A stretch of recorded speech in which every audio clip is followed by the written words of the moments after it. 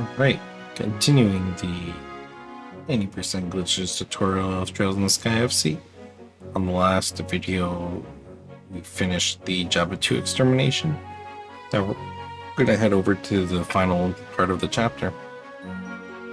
So what you do here as soon as you beat the boss is we're going to have to head to Minoria Village, which is this way. Oops.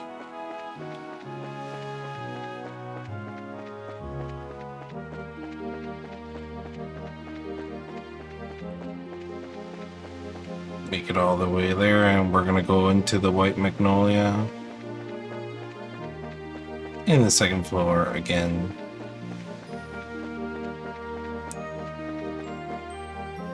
Oops.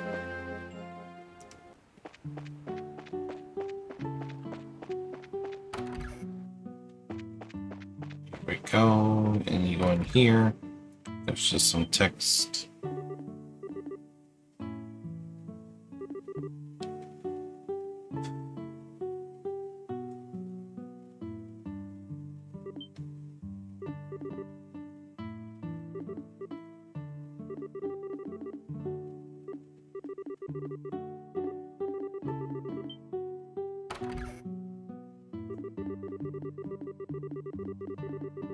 So Agate will join us,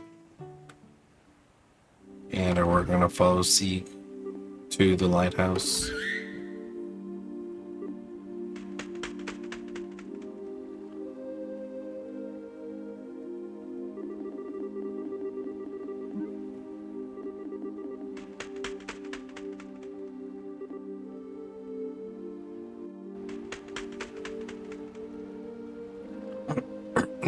Excuse me.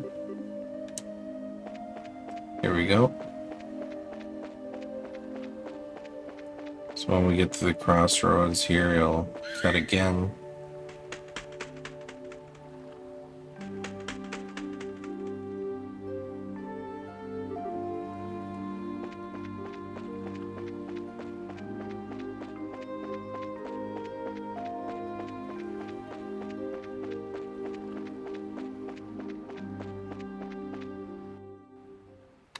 There's a bit more text here.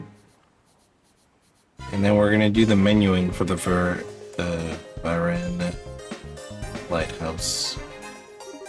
It's not a huge menu, but it's an important one. Alright, so first thing you're gonna do is go to battle position. And you're gonna put Agate in front of Joshua, like this. You're gonna go to Estelle. In the slot 1, you're gonna put blind. This gives her Hellgate. You go to Chloe. HP 1, you're gonna replace with HP 2. That sets up something later. It's not needed immediately, but it's easy to forget if you don't do it here. And you want to put EP 1 on slot 6. This also gives her Hellgate. And then you want to go to Agate, and you want to do S2 blind and S3 EP kit 1, our good old blind combination.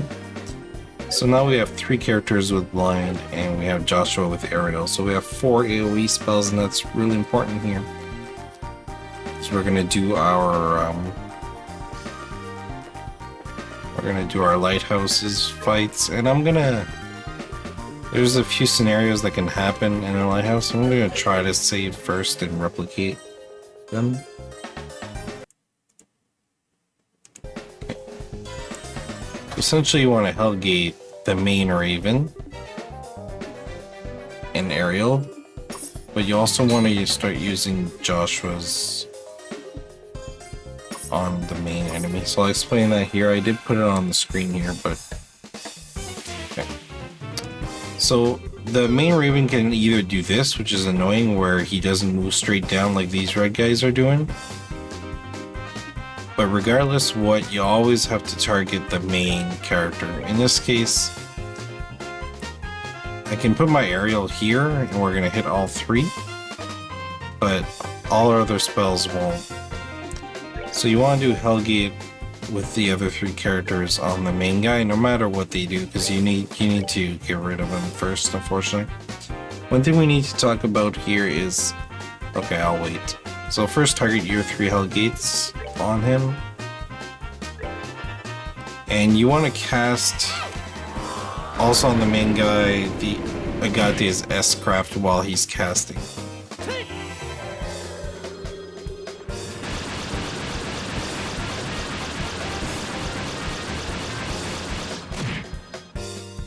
Okay, so here he's casting. I'm gonna trigger his S-Craft and I'm gonna target the same guy. There we go. So he should die, which is good. He also has one-shot kills and such, which is why we get rid of him first. Okay, so let's talk about this fight. If you get the good RNG, you are already done because everything is all together. In this case, it's not. So Estelle only has an extra 25 extra EP in this entire fight. So if you need a second turn, Joshua's no different. You still want to do aerial. Here's where Estelle, it's important. Hellgate costs 27. So we don't want to do Hellgate. So you have 2 options. You have 2 spare Soulers, which is what I recommend. Or you can just do an auto attack.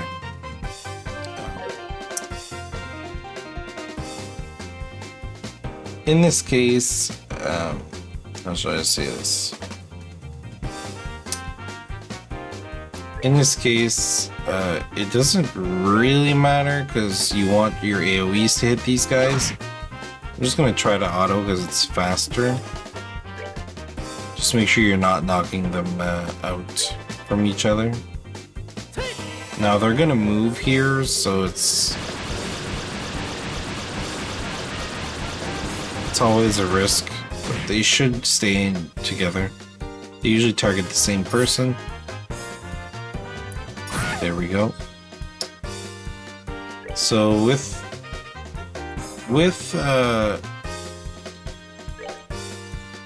Agate, you have a couple of spare Hellgates, so that's okay. So there's 3 of these fights, plus a boss. There we go. Well, that takes care of. Right.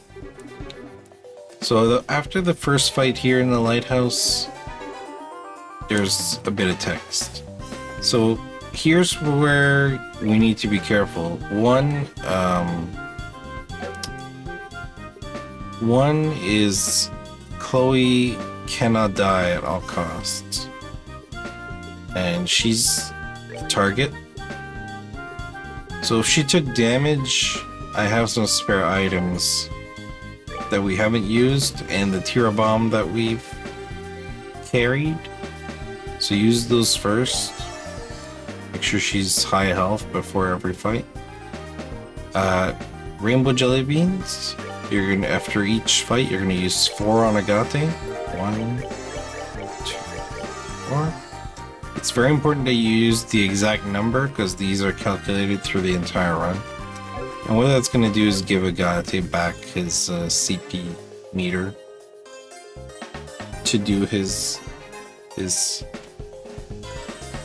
S-Craft again. So we want to repeat this 3 times. So as soon as you get up to the stairs, always hold text because there's like text right away. Now we hope they walk straight down. There we go. So they're showing me the differences. So the main guy, when he walks down, you want to target your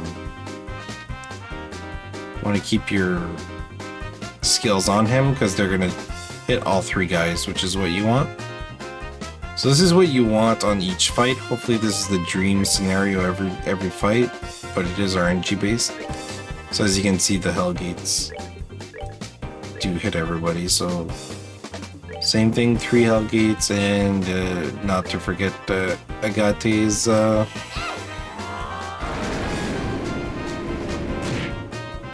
craft.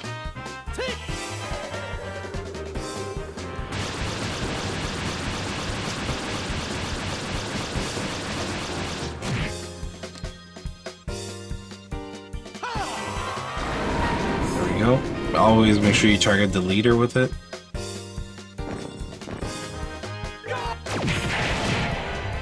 There we go. So I saved the turn with Chloe because of the crit damages, but that won't always be the case. So there's no text after this one. Chloe didn't take any damage here, so we're good. So all we need to do is do 4 jelly beans on Agate. And there's another fight. So I'm glad I saw the good fight and the bad fight. So now you guys know what to do in case it happens. Now here's a tricky one. Sometimes Joshua goes before the main guy, so you don't know, is he gonna come down here? Is he gonna go over here? It's kind of frustrating. You want to basically weigh your options. I usually aim right about here if this happens, because he should stay in this circle, almost guaranteed. Okay, so he just walked down, so he was really nice. So as you can see, he still walked down. So we got 2 out of 3 good RNG. So yeah, just your skill order doesn't change. The only thing that changes is what the enemies are gonna do, basically. If you need a second turn or not. Okay.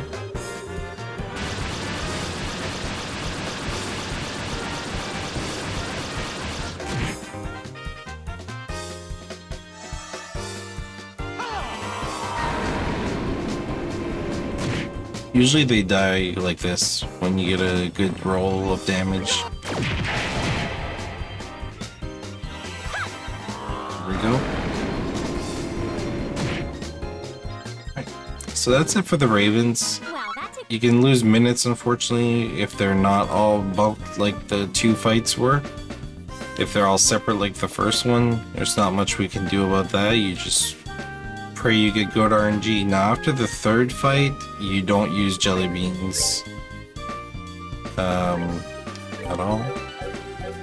If Chloe's not full, you can use this Tira Bomb, like I said. That's why we pick it up.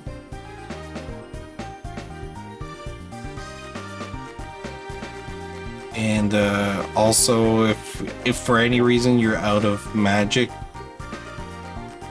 or excuse me, if you're out of items, you can use Estelle's tier, but you have to take into account, besides the 3 hell gates, how much if you used less than 25 mana.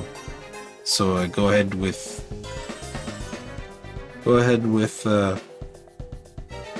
basically you have 2 spare tiers that you could use on Chloe, right? So you don't have to use jelly beans after the 3rd fight.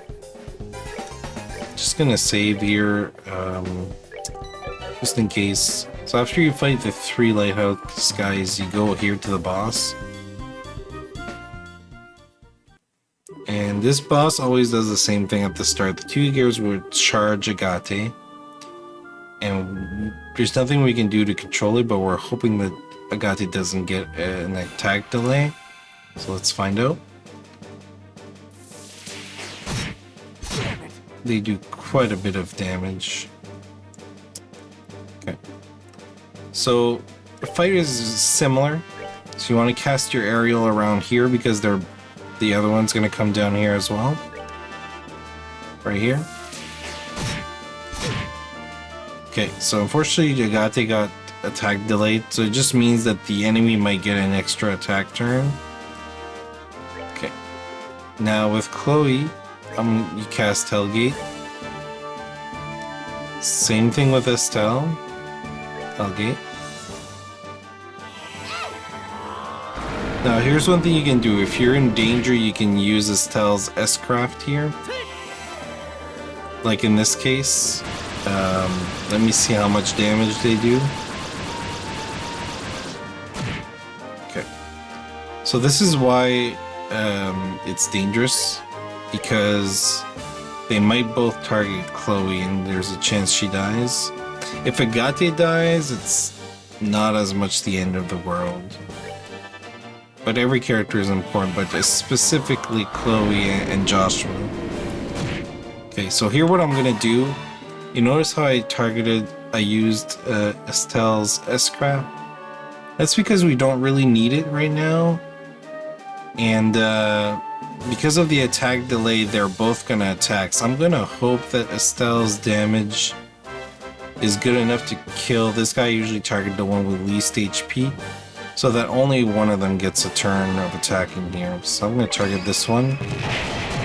See, so she does about 230, so that's pretty good. You see how much damage they do, so they could definitely kill Chloe. But there we go. So if there was no attack delay, the Hellgate would come out first, and they might not get a chance to attack.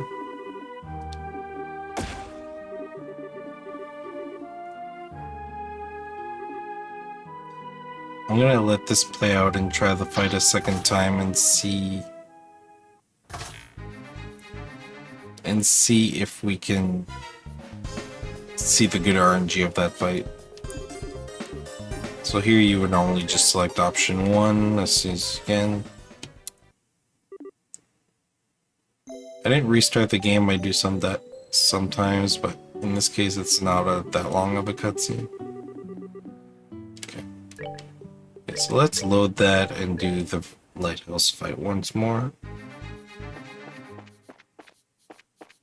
Yeah, so practice Lighthouse, mostly remembering to watch out for your mana with Estelle. That's the main component, and realizing if there's an attack delay on Agate. I'm hoping there's no attack delay here, just so I can see the difference. Okay, so let's see. No attack delay on that one. So we got a crit here that won't go through. Okay, so as you can see now, there was no attack delay, so Agate is going a lot sooner, so that should make this fight much more trivial. It doesn't change which skills you cast.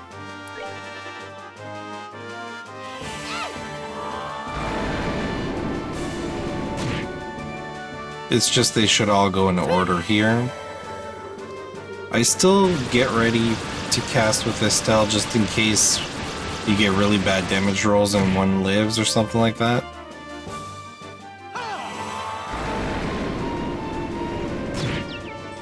There we go. So one stun, that's another thing you want to watch out for.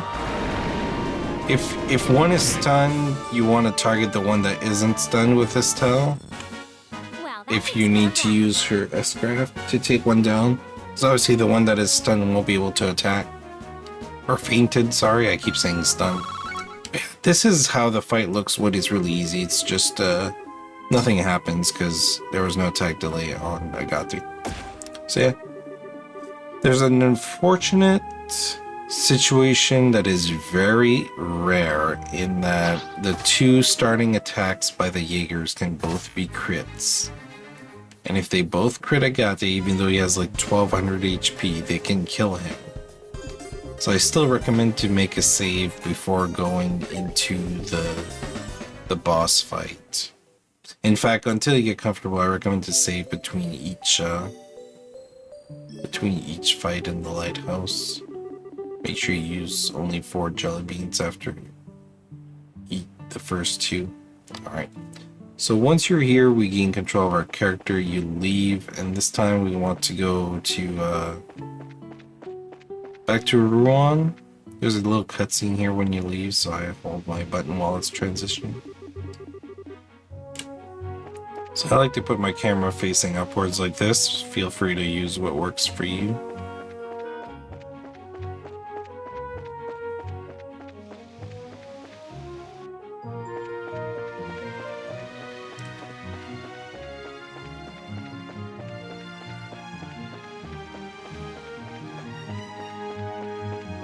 Oops.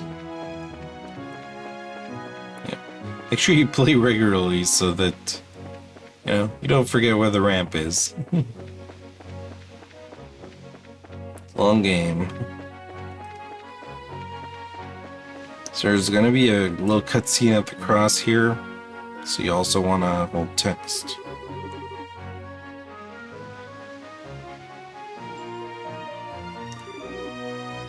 Okay. I'm just gonna switch my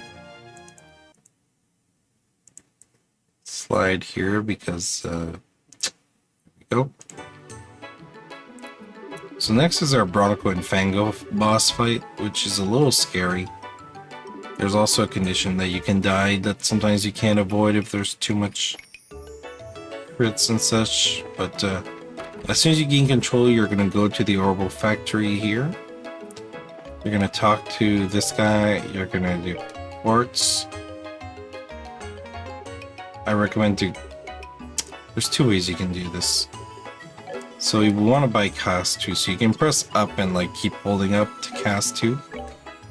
Or you can press right twice and then you're really close to cast 2. So from the top, right 2 and then down 3. Or from the top you can just hold up and try to down the cast 2, whatever you like. So we're gonna buy one cast 2, and as you can see costs 200. This is why we do the palms, so we can afford this. Now we have a little menu, and you can do it from here up to the mansion. I usually do it right here since I'm already in purchase mode. So for the battle position, what you want to do is swap Joshua and Estelle. So Joshua is going to be in this corner. You're going to put Estelle in that corner. You're going to put Chloe 3 spaces up, lined up with the arrow. You see in the middle here, there's like an arrow. So you want to put her right here. So you have like this triangular shape. Okay, then you're going to have to do some orbment changes. Feel free to do this in any order. I usually do Joshua first, but whatever you like. So in slot 2, you would put attack 1, and slot 3 you'll put defense 1. On Chloe, on slot 3 you'll put cast 2, and slot 6 you're gonna put blind. This gives her clock up X, which is crucial to this fight.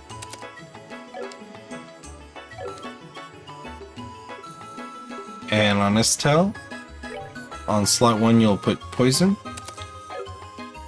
and on slot 2 you'll put defense 2, which is also important. Alright, so again, Joshua, attack 1, defense 1, Chloe, cast 2 and blind, and Estelle, poison and defense 2, and you have this battle position. Okay. Alright. So you're gonna leave and go through this drawbridge, head this way to the mayor's residence. There's a bit of text here.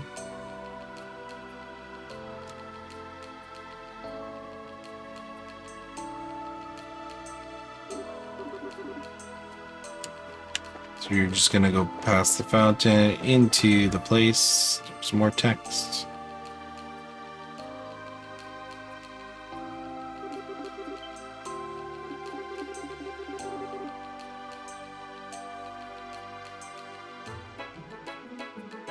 As soon as you gain control, you're gonna go through that door to the right. You're gonna go this way and up the stairs. And the boss is here, so this is the final spot where you can do your menu. So I usually recommend to save here. It's pretty nuts. Okay. So let me just switch my slide. Well, I got one more. So you're gonna select option 1 in the fight. Okay. So we're gonna explain the Bronco and Fango. So you get in here, you hold your text, and select option 1 when you can, which is in a few seconds.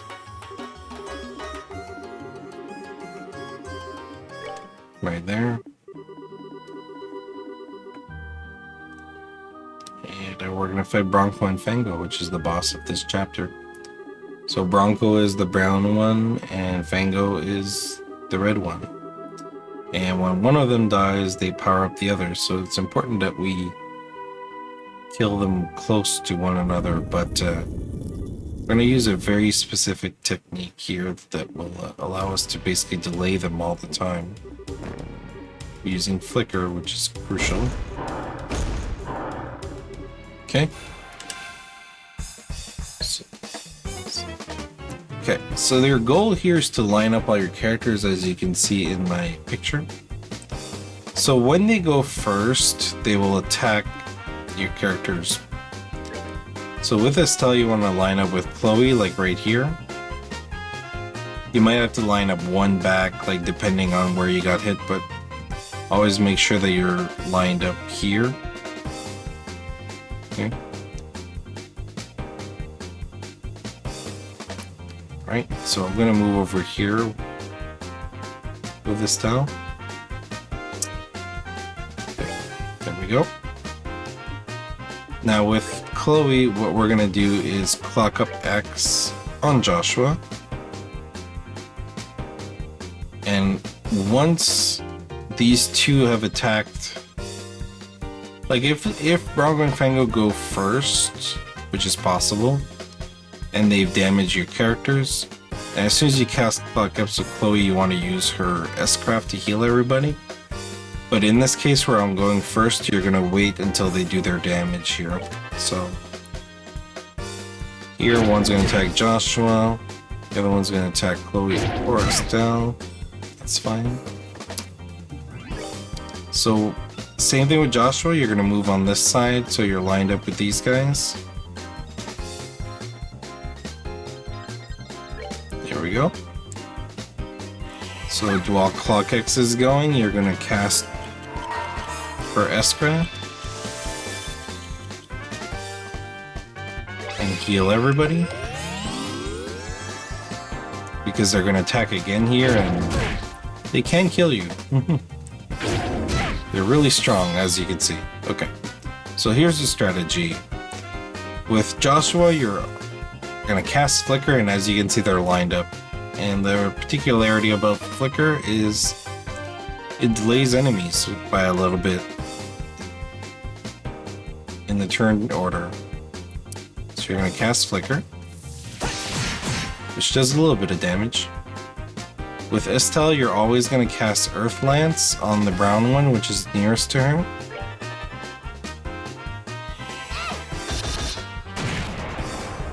Okay. And with Joshua, you always spam Flicker, that doesn't change. And with Chloe, you're going to cast Blue Impact on the red one. It's nice that Chloe gets a crit here, because she usually falls a little bit behind Estelle on the damage here. So that should even things out a little bit. And you just repeat this constantly. So Earth Lance, Flicker.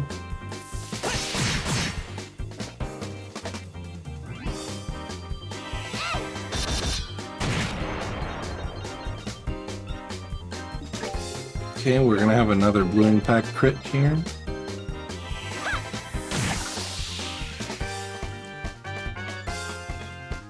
Another Flicker, so the Flicker, as you can see, just prevents them from attacking.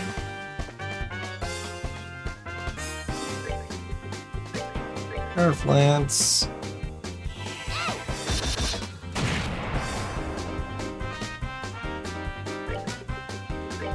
Blue Impact. Now here in this case, the Flicker can sometimes kill one of them. This is entirely possible. I do wish to mention, if you look at my CP meters, my Estelle S-Craft is charged up. If I didn't use her S-Craft in the Lighthouse, which is entirely possible, you can use it here to finish the fight a little bit faster. Not by much, but a little bit. So I'm going to Flicker here. See how one died, and I'm going to use her S-Craft onto the red one. It doesn't do that much, but as you can see, it still killed him.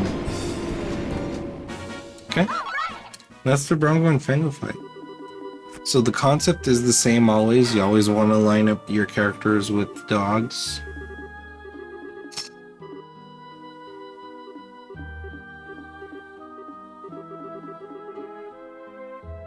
But there's the scary part is sometimes they get too much crits or really bad turn order and they can kill a character, which completely ruins the fight, which is unfortunate. So Stage 2 overall has some unfortunate situations, or not Stage 2, sorry, Chapter 2 has some unfortunate situations like this.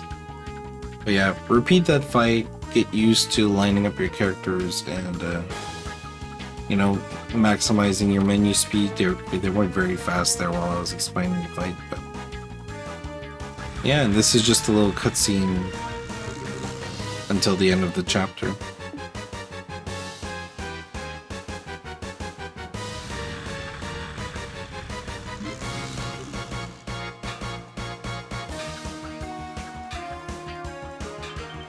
Little boat chase.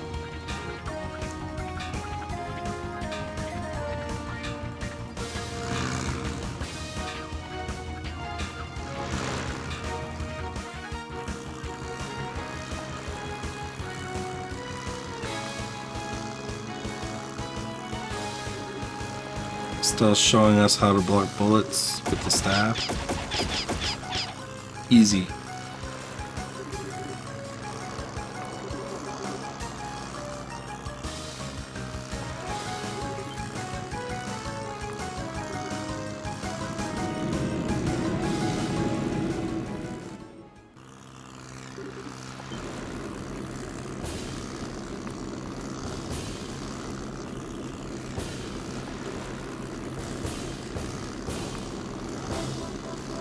This is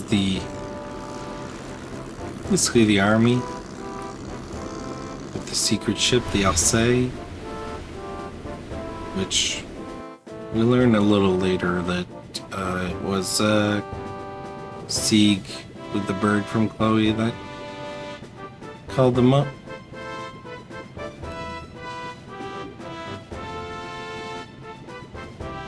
And the mayor gets arrested and everybody's happy, blah blah blah.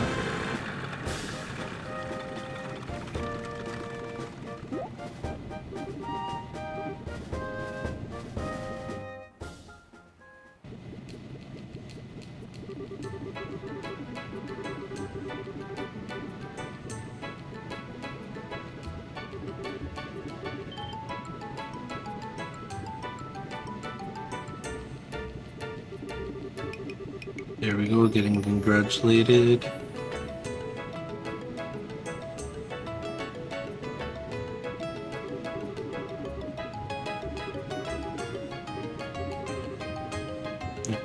So chapter 2 has a lot of time swings, a lot of RNGs.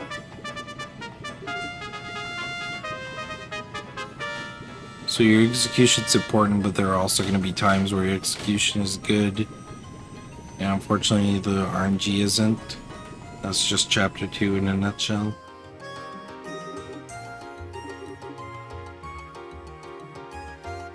Alright. That's it. So there's just gonna be a bit of a chatter here, and then that'll be the end of the chapter.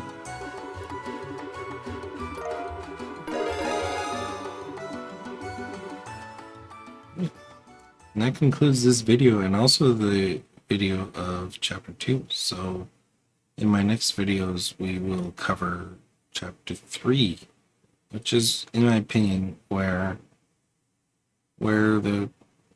it ramps up. In my opinion, it is the hardest chapter to master